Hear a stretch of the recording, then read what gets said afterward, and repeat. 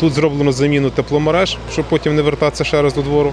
Зараз ремонтується проїжджа частина, пішохідна частина, розширено місця для додаткового паркування транспорту, а також робиться обмостка будинку з Луки 9. І за проханням мешканців зразу робиться пішохідна доріжка, яка з'єднає будинок з зупинкою громадського транспорту.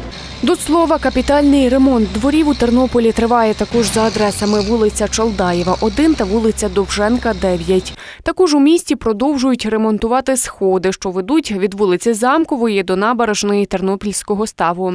Сльози Гронського зносилися. Їх збудували ще у 60-х роках минулого століття. Тож тернополяни зверталися до міської ради із проханням їх відреставрувати. Зрештою, із міського бюджету на капітальний ремонт сходів виділили 3 мільйони гривень. Робляться роботи поетапно. Спочатку одна смуга, потім інша, для того, щоб не перекривати рух повністю. Планується, якщо погода не буде нам заважати, то все ж таки до Дня міста, до святкових подій завершити повністю ремонтні роботи.